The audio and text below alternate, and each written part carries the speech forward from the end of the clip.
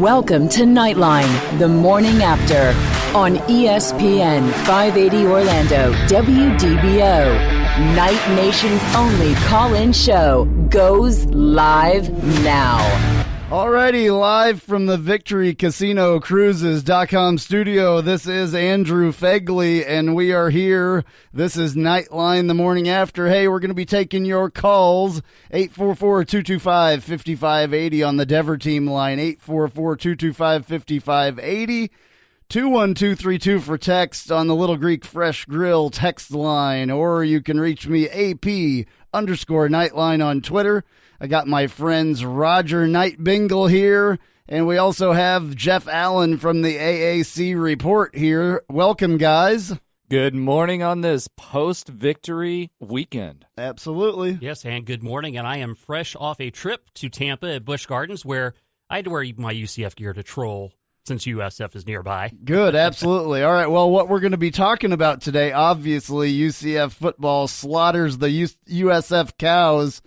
I didn't mess it up that time. 34-7. What a great game. Exactly the turnout that we were expecting with fans and exactly where we wanted to be on the score.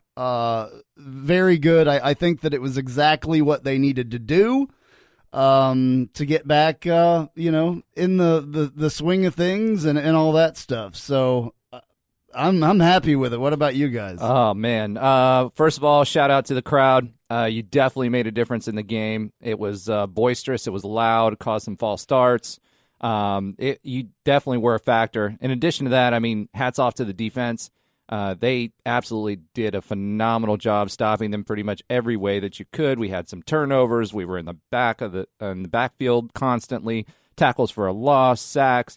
I mean, they just looked phenomenal. So I was super excited about that. Offensively, we did great. I mean, Gabe did what Gabe does. He got in the back. He got behind the defense and high pointed the ball. Got us some good catches. The running game was opened up by starting off with a successful screen game. So they did great work. I was enjoying it from start to finish. All right. Well, I also forgot to mention Chase is in there as well. So hey, Chase, how are you? Yeah, I'm used to being forgotten, so it's all good. Well, we have so many people in here today that I overlooked you in there. I didn't overlook you because we wouldn't even be on. I'm used to being overlooked. It's happened. So I couldn't see you behind not the first time. Couldn't see you behind the screens.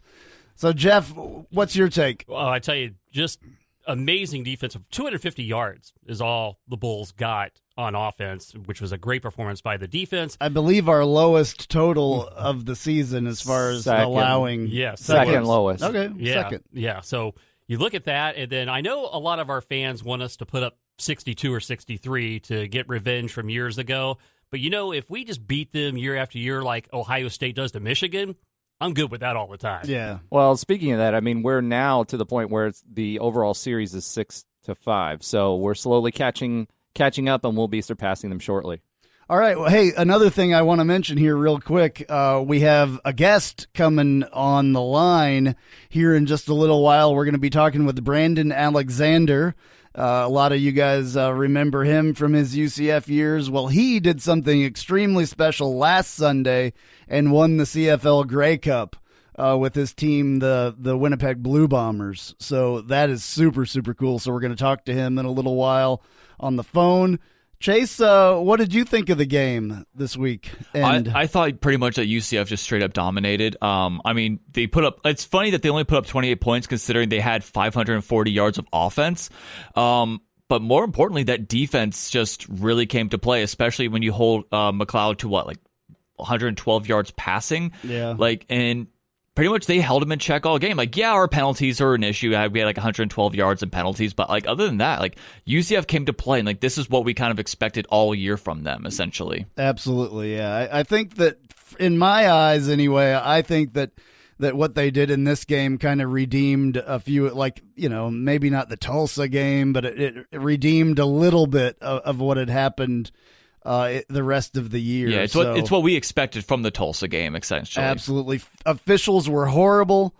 Absolutely horrible. It was senior day, so Killens and Jordan Johnson and Mackenzie Milton a bunch of guys walked out there, which was... And I thought was interesting was the applause that Brandon Wimbush got. That Yeah. was actually very, very nice and heartwarming to see. Yeah, he walked again as a senior, so he's gotten to do it twice. Yeah, it was, and he got great applause, too, Yeah. which I was kind of surprised how much applause he got. But, I mean, honestly, he hasn't done much for UCF, so over his time here, which has been really weird, and we'll... we may hear a little bit about that after the season is over. I'm not sure what's going to come out on that situation, but we may get a little bit more clarity of what happened and all that stuff. I'm going to remind everybody 844-225-5580 to call in, 844-225-5580, or you can text us 21232. So I want to talk about the officials. I want to talk about bowl game projections. I want to talk about DJ Mack and what will happen with him, Gabe Davis, what will happen with him, all kinds of stuff to talk about. And we have the AAC report in-house, and we're going to hear it later on as well. Got all kinds of stuff. If you follow soccer, that was kind of a letdown last night. UCF loses in the NCAA tournament, 2-1 to SMU. In overtime, it was ugly. 18 seconds, I believe, into overtime, and they lost that game. They were doing really well. I think it was the round of 16 or Yes. Sweet 16 in that, so they did not make it to the 8, but still a great season by UCF men's soccer. So congratulations to those guys. I wish it could have gone a little bit farther. Yeah, SMU is their albatross. They just can't seem to get past them. And They've played them 3 times Yes. at least in the season and then in the postseason as well. So And really, I mean, that's partly on the NCAA for seeding them that way. I mean, that was Right. really a bad seed to begin with. But, they came out firing. Cal Jennings got the first score, 19 minutes left in the second half. SMU got a penalty kick, 10 minutes left. They evened it up. And a very questionable penalty, too. I Oh, might add. 100%. Yeah. There was a lot of, what shall we say, acting going on with that one. The Oscar goes to. Yeah, exactly. it was a little bit chippy as well, just like the game the other night but on the football field was really chippy. What did you guys think of that little fight that took place right before the halftime there? That just totally typifies what South Florida is. I mean, they only have one move, and that's it. And it's not true. even a good move, and they're not good enough to back it up. Yeah. Well, and this was their Super Bowl, right? Because they do not have the opportunity to go to a bowl. So for them, this was their Super Bowl. They were John early. They came over, while we were practicing and warming up. They were coming over to our sideline, and then during the game, that kind of spilled over into it as well. Officiating didn't help at all when it came to that. To me, the officiating crew, really created a dangerous environment for people to potentially get injured because they just were not reining in at all. And if I'm the official and I'm seeing that before the game, and then they're starting to see that getting extremely chippy, I think it went even past that.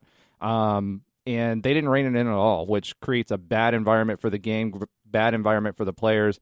And quite frankly, it made me angry. Yeah. That officiating crew had red noses and face paint. They were awful. Yeah. And, the league officials on whole are not good. Yeah. And Mike Oresco needs to address that because not only do you get, it's almost like these guys think, 40,000 people are coming to see them, and which ain't the case.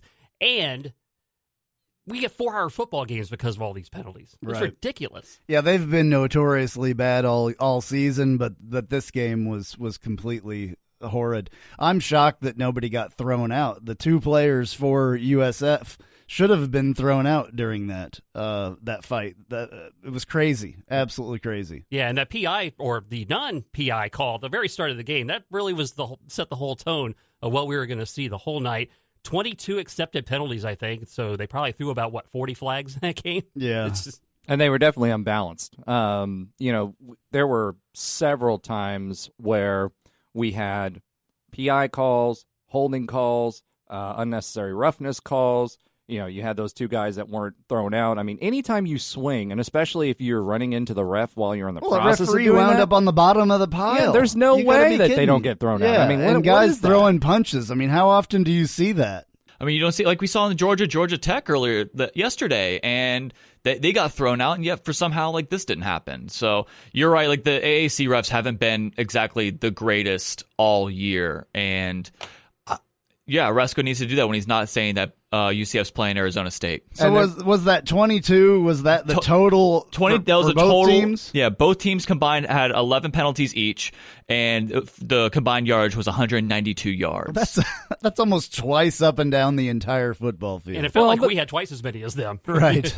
Well, but the thing about it is, too, most of theirs came early on false start penalties, so they weren't the same impact as some of the other flags that we received, right? So part of that was crowd noise. Part of that was a young quarterback that was starting, but the vast majority of those didn't hurt them as much as they hurt us. And quite frankly, the non-calls were just atrocious, and that actually hurt us more than the penalties that were played. Well, I think we were talking before we came in here, and you were saying that they should have just stopped that in the beginning because they started fighting 90 minutes before the game even started.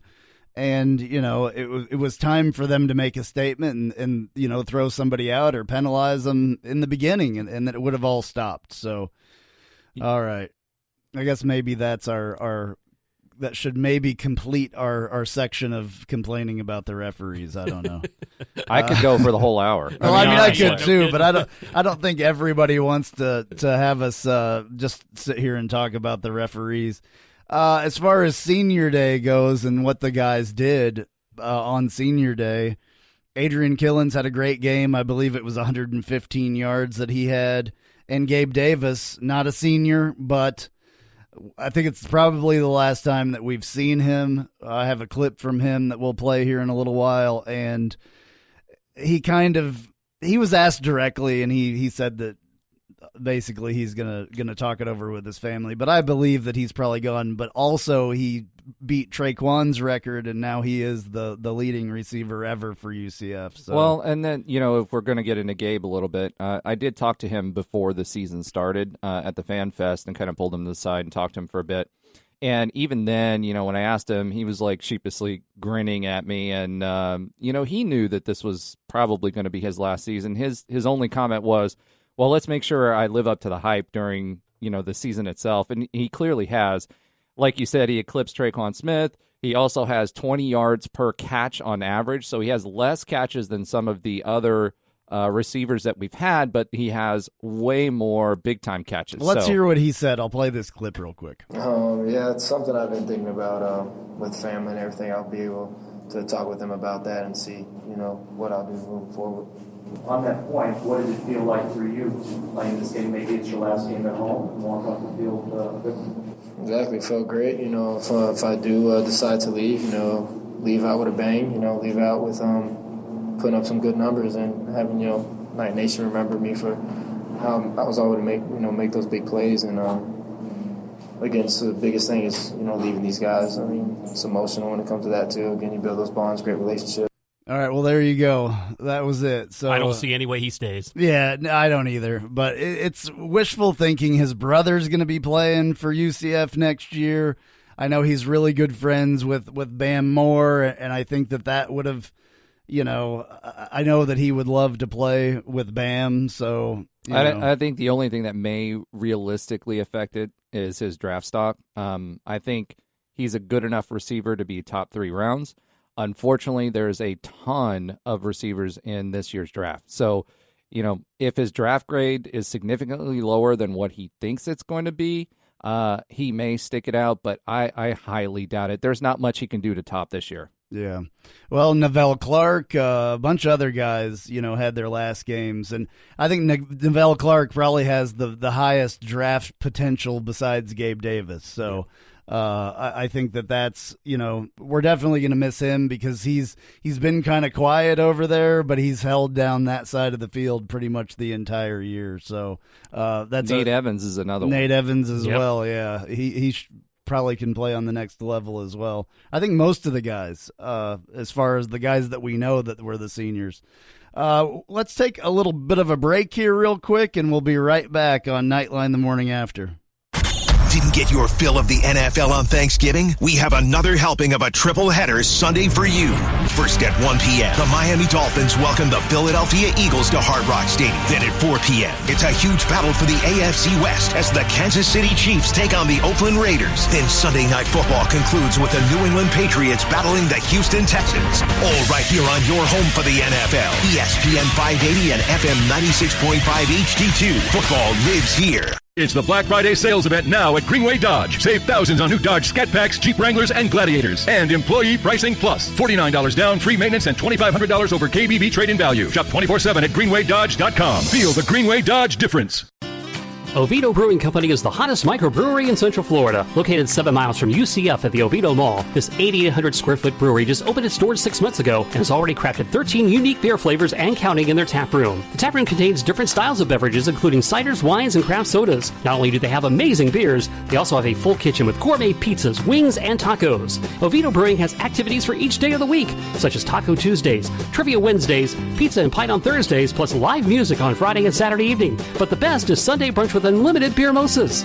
Need a spot for game day? Oviedo Brewing is just the place with their large TVs to catch all the live games. You'll also find Oviedo Brewing at UCF tailgating sampling beers. And OBC support for the Knights doesn't stop there.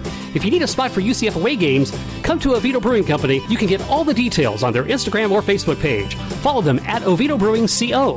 Download the Untapped app, and you can find out what beers are on tap. The food menu is also available on their website, OviedoBrewingCO.com.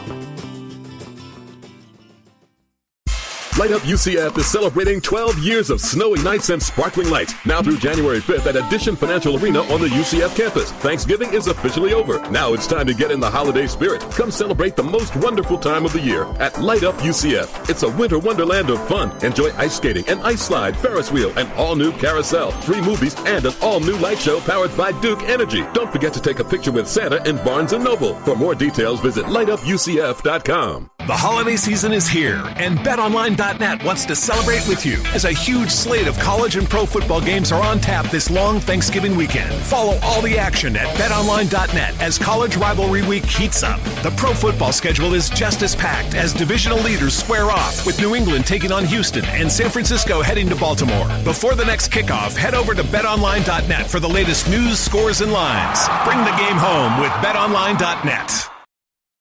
First time since 2005, Employee Pricing Plus is on at Nicholson Chrysler Jeep Dodge Ram during our Black Friday sales event. Ram trucks at EP pricing, MSRP $51,800, now from $37,300. Save $14,500. Or it's your choice, Challenger or Charger Scat Packs up to $8,000 off from $35,000. Nicholson Chrysler Jeep Dodge Ram in Kissimmee and Claremont. All offers plus tax tag $8,199 processing. For the approved credits, see NicholsonJD.com for full program details. Sports Center updates at the top and bottom of every hour. And the latest breaking news in sports around the clock. This is ESPN 580 Orlando.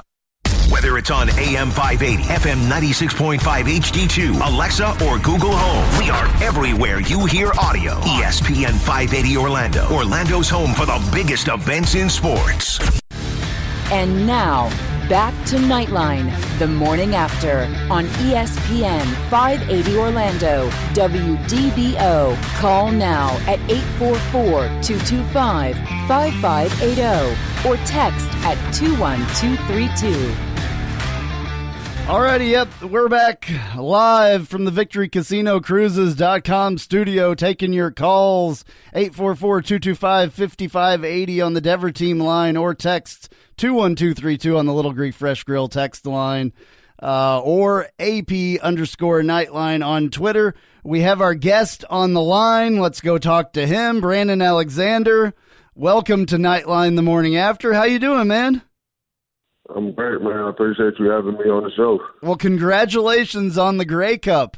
What a big deal. You've been up there playing for a few years now in the CFL.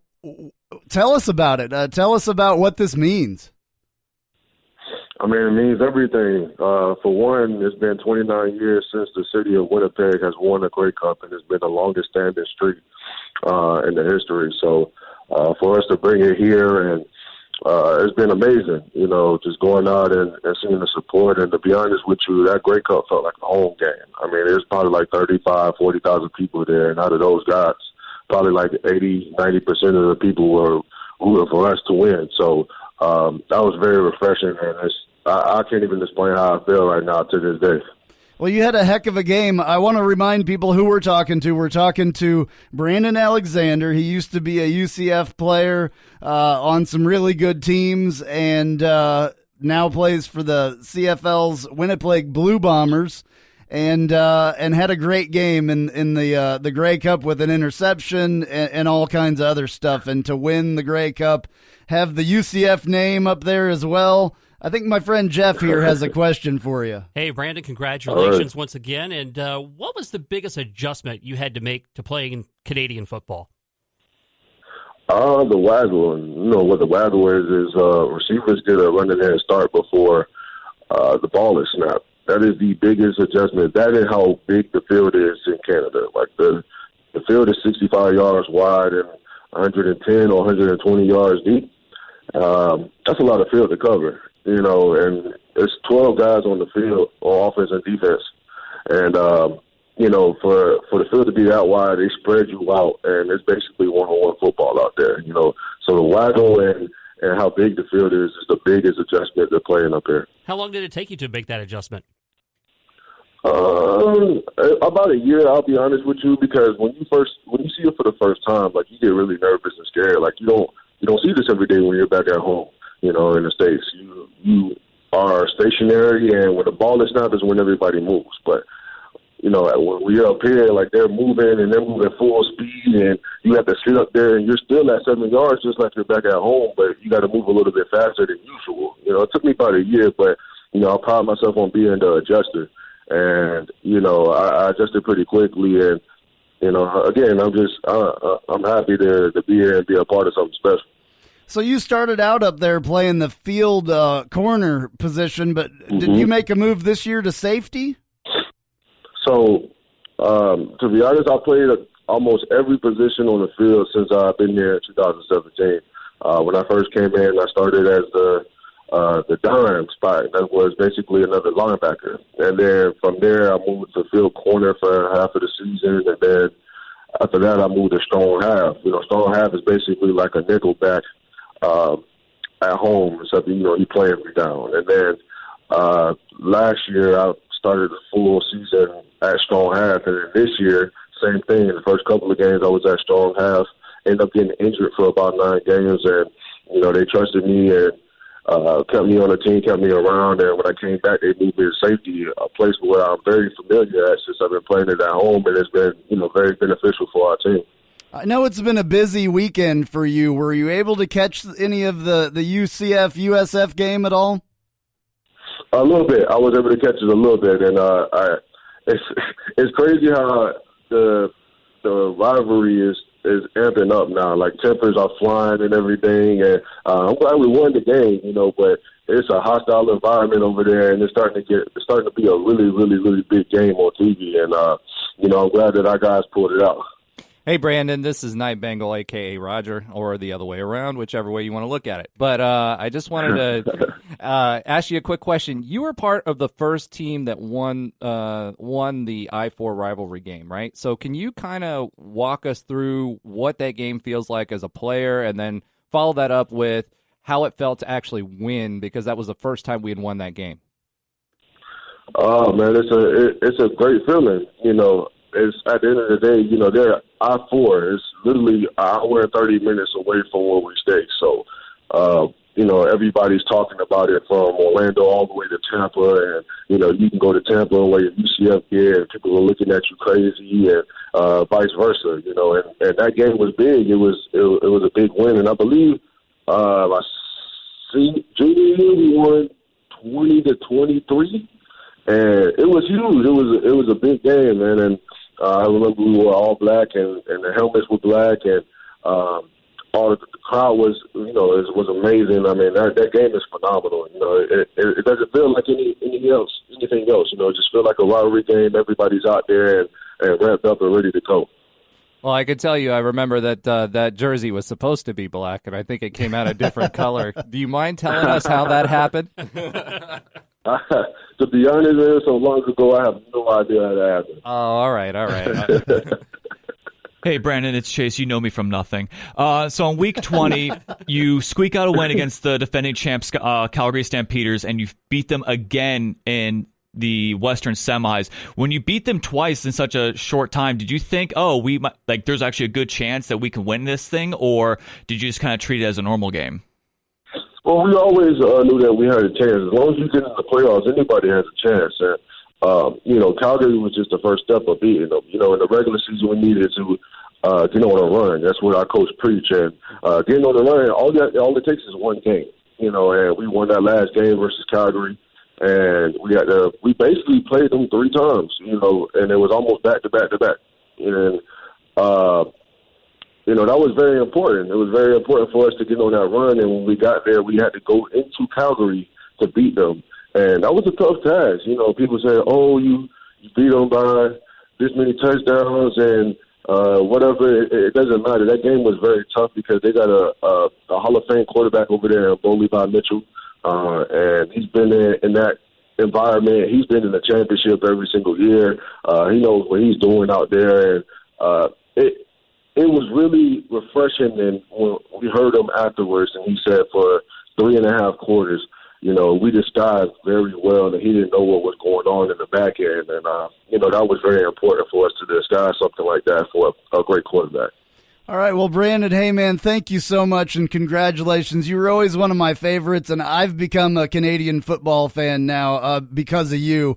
I watch pretty much every game that you guys play. I really appreciate you joining me again, and good luck with everything. You're coming back next year for the Blue Bombers as well? Yes, sir. Another year. Awesome. All right, man, thank you so much for getting up early this morning and talking with us. Really appreciate it. Anytime. I appreciate you having me on the show once again. Thank you. All right, take it easy. Thank you.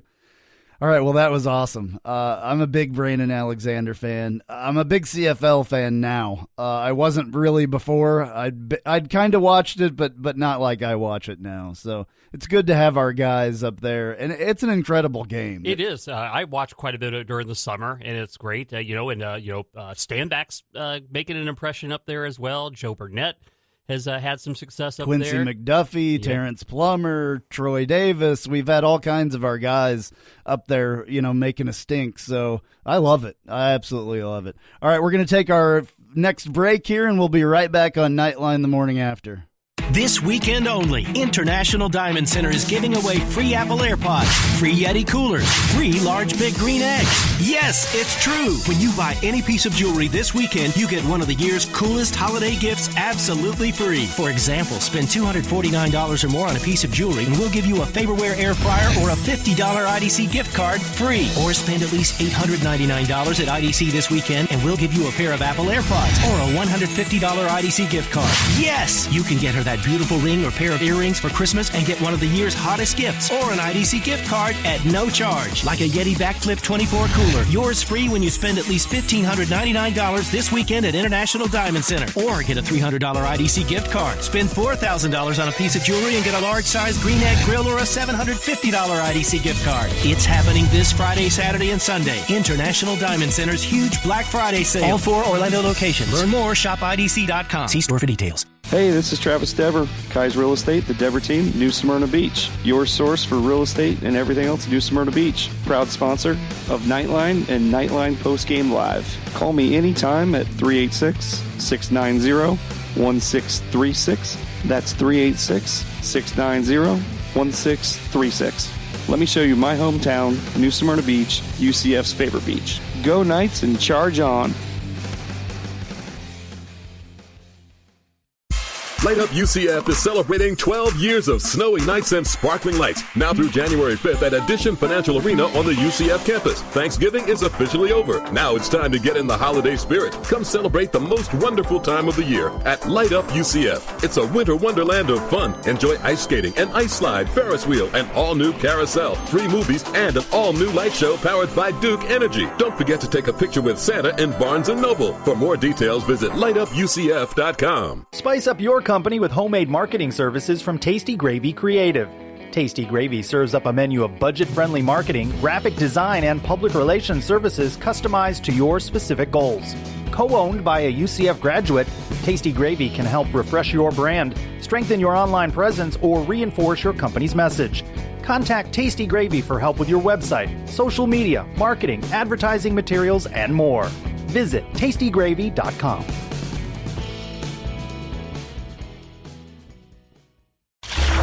Island H2O Live, a new wave of water park.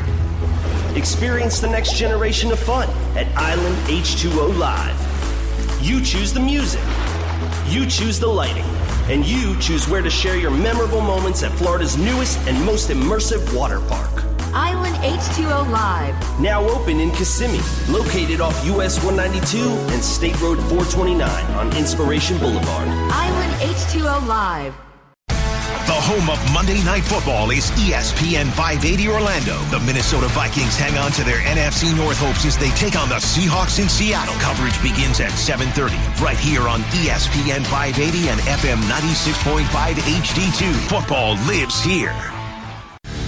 And now, back to Knightline, the morning after, on ESPN 580 Orlando, WDBO. Call now at 844-225-5580 or text at 21232. All right, we're back live from the Victory Casino Cruises.com studio, the home of the only legal sports book in Central Florida. I'm Andrew Phegley. We got Night Bingle here. We got Jeff Allen here. We have Chase Bunker here. Just a loaded studio today. Hey, we're going to take your calls, 844-225-5580 on the Dever Team line and 21232 for text on the Little Greek Fresh Grill text line. Somebody texted me earlier, and if you're listening still, I want you to send that text again because I did not get the question. I got everything else that you said, but not the question. It cuts you off after a little while. So, please send that again. That would be Chris in Miami, or Jason in Miami. I'm sorry. So we're talking about the UCF game. UCF football slaughters the USF Cows 34-7 this week in our annual rivalry game on Black Friday. Up next, we have a bowl game of some kind. We don't really know where that's going to be. If somebody wants to get us started with maybe some projections or something. I do have some outlets right now of what they're saying, but this is, mind you, based off of week 13, so these wins haven't come into effect yet. Right now, majority are either saying the Gasparilla Bowl against Western Kentucky or like FSU or FIU, or the Liberty Bowl against Iowa State. Some say TCU, some say Kansas State. Another one would be the Cure Bowl against App State, Georgia State, or Arkansas State. The App State one would be kind of unique just because it's like, you know, we're both kind of like the similar storylines. And then occasionally you have like a Frisco Bowl, a Boca Raton Bowl, or the Military Bowl against Miami or Miami or Army, which I would love to see either an FSU or a Miami bowl game. Well, yeah, I can tell you that the UCF staff, from what I understand, is definitely clamoring for that Gasparilla Bowl with FSU. They want that game. Out of all of those, too. I mean, yeah. For the fans, I think that would be the best. If we have to go to a bowl game that is not a New Year's Six bowl game, then I think, why not have one that's local enough that our fans can get there, number one, and have an in-state team, especially Florida State or Miami or something like that. That would be incredible as far as I'm concerned. That would make it almost worth it not going to the New Year's Six game. Yeah, personally. and also it'd be great to shut up one of those fan bases. Exactly. But do you think Florida State wants any piece of us, or are they just that desperate to be in a bowl? I think they're desperate to be in a bowl game. Number one, they're just lucky and glad that they're there. Plus, I think they would love to shut us up if that's possible. And, I think it would be a great game. I think it would be good for the fans again. I think, with them moving it away from the Trop and moving it into Ray J, I think it would be good for ticket sales for both sides, right? We've taken over that stadium before, I believe. Yeah, definitely. Or twice, Once or 5 times. But at the end of the day, I think that would be good for both teams. It'd be good for the bowl, and it's a short drive. And I'm telling you what, if we were going to get FSU this year, this would be the year to get them, right? Yeah. And I think our team versus what they have coming back, I don't think they stand a chance. Does FSU want a piece of us? Probably not, to be honest with it, from a recruiting standpoint and everything else. But I think it would be good for the state of Florida, and I do think it would be good for both fan bases. Well, it would be interesting. Our offensive coordinator and their offensive coordinator are brother-in-laws, so I think that could be interesting as well. Hey, Jason from Miami is actually on the line. He tried to text his question, but he called. I'm glad you called, man. Thank you very much. What's going on? Hey, guys. Good morning. Thanks for everything you all do for this show. I love listening. I appreciate it. Thank you. What was your question? So my friends were sharing this in the group chat, and it was a pretty interesting discussion. This text was, I guess a question was on a Facebook group, and it said, if you had 10 points to give out between winning last year's Fiesta Bowl or going undefeated this regular season, which would you choose? Anybody you got something on that? First of all, I would want last year's Fiesta Bowl. Yeah. I think I probably would too. Roger, that one's a tough one for me, right? Because if we won last year's Fiesta Bowl, but didn't go undefeated, it would be a more of a lost opportunity in my mind. However, if we went undefeated again this year, went to a major bowl again this year, and won, that continues that dominance and that narrative of us being at that level and dominating the rest of the quote-unquote group of five. So for me, would I like to get that Fiesta Bowl win? Yeah, but we've got Mac playing, and we had a quote-unquote excuse, right, because we didn't have our star player. If we went undefeated this year and won a New Year's Six Bowl again, I think that helps us overall a little bit more. Yeah, I think you're right on that, just because we got so much publicity and so much hype after the Stanford win. It was almost as if, like, if we went undefeated this year, they would have to let us in. Yeah. So as much as I hate saying it, I would prefer to go undefeated this year and still keep the Fiesta Bowl loss. Yeah, I'm gonna go with that as well, because we would be, if we were undefeated, that would mean that we were conference champs as well, and that is always the goal that the team has and the school has to get. The bowl wins are extra, obviously, but that conference championship is the big thing. And, on paper, we should have been undefeated. I called for it at the beginning of the season on my podcast, saying that I thought we were going to be undefeated. My partner said that we were going to be 9-3 or something like that. So, why did he say that? I know. I blame it all on him. Trey Strelko's his name, by the way. So at UCF_Knightline. Yeah, exactly. You can blame him for that. But that was a good question, Jason. Thank you so much, man. Really appreciate it. No, thank you, guys. All right, take it easy. All right, well, yeah, that was cool. Yeah, I think the other big thing is, the playoff, right? There's so many teams that are not at optimum strength right now, and I think that would have opened the door for the playoff for sure. Well, the American got a lot better this year, though, and that's one of the reasons, that things turned out the way that it did for UCF. It normally hasn't been that strong, so it's a good thing. Well, and, with UCF now being down, does that open the door for the playoff committee to elevate more of those teams from the conference, right? I was kind of thinking about that, too. If UCF is way up top again, are they less likely to bring those folks up because that pushes our strength of schedule up? With us being out of the question and nobody really from the G5 being in contention for the playoff, does that allow other teams to percolate up? Yeah. I don't think the committee gives any respect to that whatsoever. Yeah. I totally think they would disregard that. Well, we've had a lot of teams in the top 25 this year. Yes. So, that's good, but you can see kind of where they're at in the top 25. That ceiling is like where ours started at 18. Right. They're not going to let them get into the top 15 unless they're doing what we did. Yeah. And if you look at a team like Cincinnati has their only loss. Well, now they have another loss, but before that, their only loss was to number one Ohio State, or number two, or whatever. Manhandled Michigan. Yeah, and everybody else. Yeah, absolutely. So, that part of the strength of schedule was pretty good for them to have that one loss coming from them. Now they lost to Memphis. They're also doing a rematch of that in the American Championship. That'll be interesting to see how that plays out, because whoever wins that game will probably be the one that goes to the New Year's Six Bowl.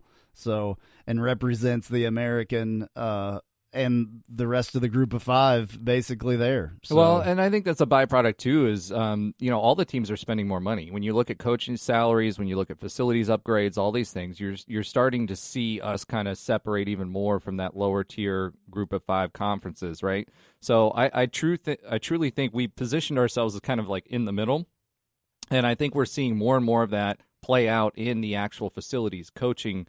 I mean, you're talking about $2 or $3 million contracts for coaches, and I think Houston's coach Holgerson was like what, $4 million or something. Yep. I mean, those are P5 numbers. They might be lower tier P5 numbers. They're not blue blood numbers, but they are P5 numbers. So when you start looking at comparing those things, the investment, you're going to see us rise to the top, and hopefully that just keeps that trajectory going forward. Yeah, absolutely. All right, 844-225-5580 is the phone number if you want to talk to us on the Dever Team line, or 21232 on the Little Greek Fresh Grill text line.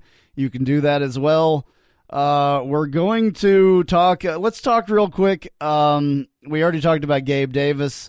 What about DJ Mack? What do you think? We got a few minutes here before a break. Let's talk about that real quick. I talked to his dad, and his dad, obviously said that they're going to, take their everything into consideration, and they're going to look at what the options are and stuff like that. So it's on the table. I think DJ, he's got a little bit of a conundrum. He's just had a child, right? His family's here now.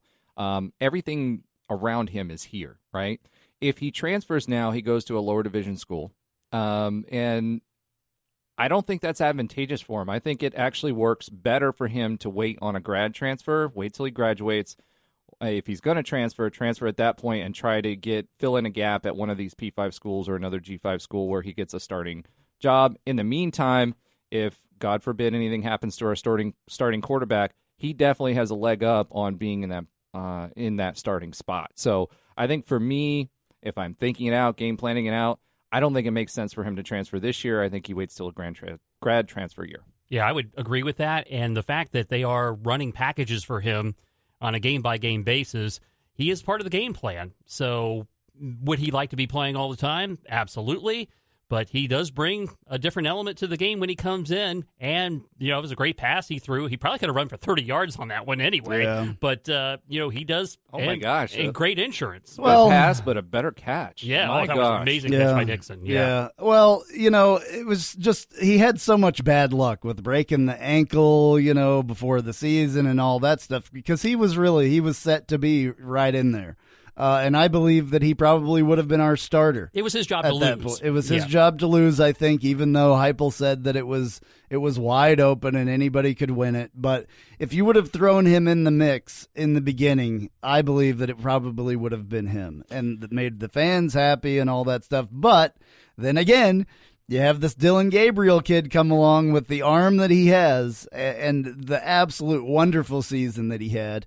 There's still people out there that are saying that he's not a good quarterback, which is absolutely crazy. The Twidiots out there are still saying stuff like that. So that's asinine. But I do think, one of the things that we should think about is the plan was to sit Dylan Gabriel, right? Let him learn for a year, let him sit for a while. DJ Mack plays this year, and then go from there, right? So I think if Mack had been playing at the beginning of the year, he would have definitely played well enough to be the starter to start with, and that would have allowed us to sit Dylan for a little while and have him for another year. So I think, personally, that was the plan going into the season. Obviously, the ankle break happened. It kind of blew it up, and then once Dylan got rolling, once you burn that shirt, there's no sense in not going forward with the future. So, well, after Matt got hurt, I projected Dylan as the starter, just because I knew what kind of an arm he has, and he has shown. We got all kinds of stats we could get into. We can talk about this after the break here, though. Let's do that real quick, get that out of the way, and then we'll be right back on Knightline the morning after. Time is running out. Join us for ESPN 580 Orlando's second annual golf tournament at historic Dubstred, Monday, December 9th, presented by Fountain Buick GMC. Come meet your favorite ESPN 580 personalities, including ESPN's Michael Collins and some of your favorite local athletes with sports-themed holes and prizes. Event starts at 7 a.m. with tee time at 8 a.m. Time is running out, and there aren't many slots left. So log on to ESPNOrlando.com and sign up now. The following message is sponsored by the Florida Department of Business and Professional Regulation, the Florida Association of Broadcasters, and this radio station.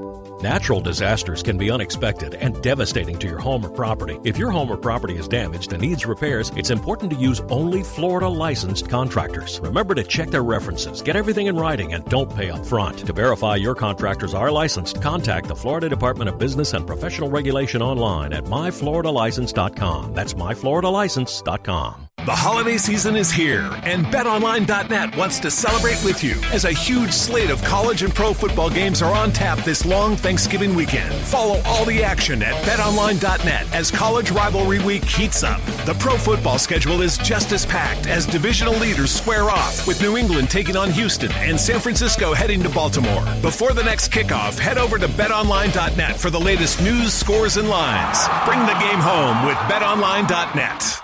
This weekend only, International Diamond Center is giving away free Apple AirPods, free Yeti coolers, free large big green eggs. Yes, it's true. When you buy any piece of jewelry this weekend, you get one of the year's coolest holiday gifts absolutely free. For example, spend $249 or more on a piece of jewelry and we'll give you a Faberware air fryer or a $50 IDC gift card free. Or spend at least $899 at IDC this weekend and we'll give you a pair of Apple AirPods or a $150 IDC gift card. Yes, you can get her that beautiful ring or pair of earrings for Christmas and get one of the year's hottest gifts or an IDC gift card at no charge, like a Yeti Backflip 24 cooler. Yours free when you spend at least $1,599 this weekend at International Diamond Center, or get a $300 IDC gift card. Spend $4,000 on a piece of jewelry and get a large size green egg grill or a $750 IDC gift card. It's happening this Friday, Saturday, and Sunday. International Diamond Center's huge Black Friday sale. All 4 Orlando locations. Learn more, shop IDC.com. See store for details. You've heard us talk about the great food at our good friend Kyle Israel's restaurant, The Little Greek Fresh Grill. The Little Greek now has franchises available. Please call 407-697-2272. That's 407-697-2272 to see what The Little Greek can do for you. Also, check out The Little Greek's newest location at 3131 Daniels Road, Suite 104, Winter Garden, Florida. The Little Greek Fresh Grill. Fresh, flavorful, fabulous. Whether it's on AM 580, FM 96.5 HD2, Alexa, or Google Home, we are everywhere you hear audio. ESPN 580 Orlando, Orlando's home for the biggest events in sports. And now, back to Knightline, the morning after, on ESPN 580 Orlando, WDBO. Call now at 844-225-5580 or text at 21232. All right, we are back. This is Andrew Phegley, back from the Victory Casino Cruises.com studios, home of the only legal sports book in Central Florida. This is Knightline, the morning after. Joining me is Night Bingle, Jeff Allen, and Chase Bunker. We're talking about UCF sports. UCF football slaughters the USF Cows 34-7 over the weekend on Black Friday in the War on I-4 rivalry game, which is always an awesome game, even more awesome when we win it, obviously. Andrew from Oviedo is on the phone here. Let's talk to him real quick. Andrew, what's up, man? Hey, guys. How you doing? Good. How about you? Doing all right. It's good walking away with a victory, especially over that team out west. Absolutely, yeah. A cool thing, and I know you probably don't want me to call you out for this, but I saw a thing that you made for Mackenzie Milton this week. Tell us just a little bit about that. Oh, okay. Well, what I made was I made a picture mosaic of Mackenzie, which is basically what those are is basically a big picture that's comprised of a bunch of small little pictures. That basically, when you look up close, there's no individual pictures, but if you stand about 5-6 feet away, it's a overall picture. And all those pictures are of Mackenzie in a UCF uniform with every single game he played. And then the overall picture is, I think, one of the most defining moments of him at the Peach Bowl when he got that first down in the third quarter. Yeah, man, it was awesome, and you were able to get that to him, and I think it's absolutely awesome. You did a wonderful job, man. Well, thank you very much. I wish we could show it, but on the radio you can't really show it, so we just have to describe it. It was an absolutely beautiful picture of all these little pictures, though. I know everybody's seen those things. Andrew did a wonderful job. What did you want to comment on this week? Well, I wanted to comment about the senior class and how much we've grown as a program, thinking that, seeing the senior class and remembering their freshman year and what they've been able to build. I mean, it starts with AK, and I think he really laid the groundwork of turning the corner of what UCF can really do. Well, I agree with that. We were actually talking about that a little bit before the show started. To me, it's all about legacy, and their legacy is resetting and redefining that next level for us in recruiting, culture, coaching, program structure, expectations, all of that stuff. This senior class took us to that next level. Rescued it from the dead. When you really think about it, you look where we were and look where we are now. I mean, tremendous job. And Adrian Killens being that very first guy, he is such a bulldog. Well, I don't know if you remember, but even at that time, he was just hitting everybody up recruiting for us. So it wasn't just that he committed. He also went out and he actively recruited on our behalf, and he let it be known to everyone. So, yeah, he started it off and brought this class together and helped bring this class together. And this group of guys really built where we are today so that we can springboard to the next level.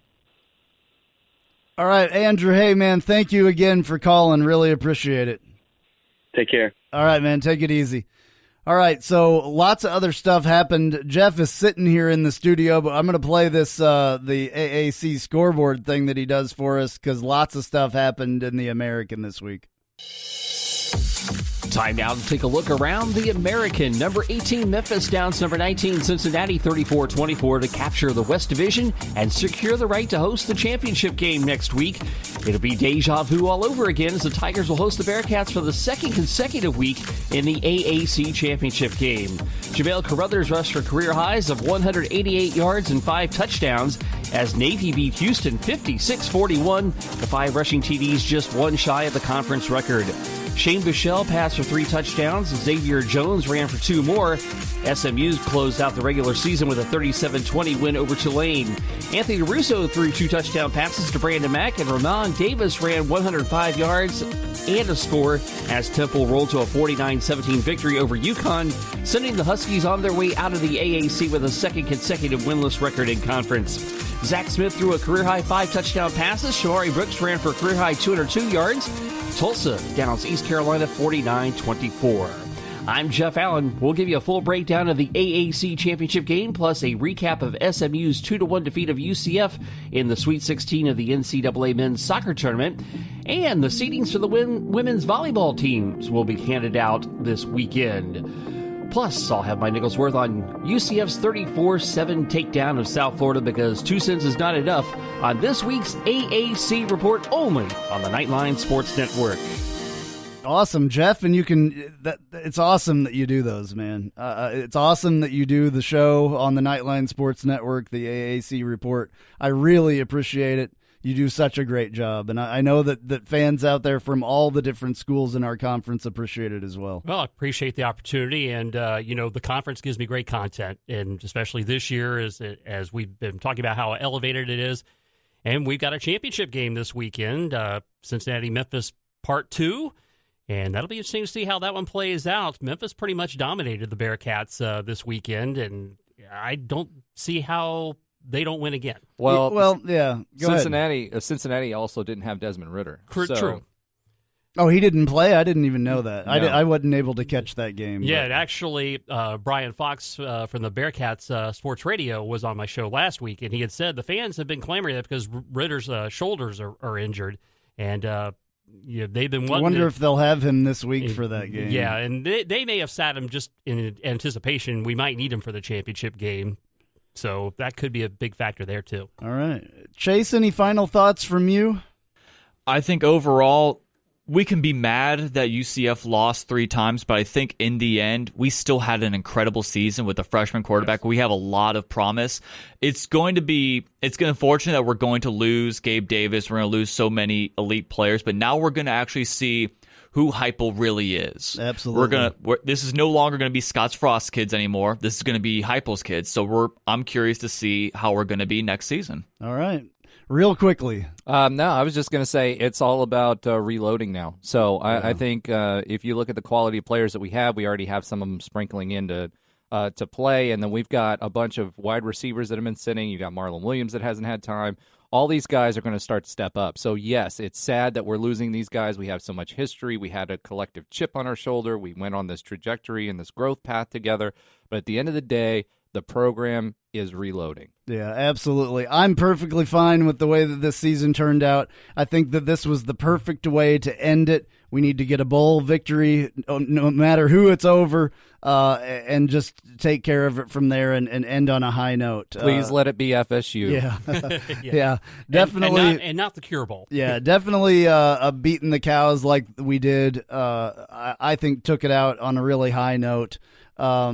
Let's just see what that bowl game is going to be like. Not sure. We'll see very shortly. Thank you for joining us today. Thank you for the callers and our guests and all that. This is Knightline the morning after.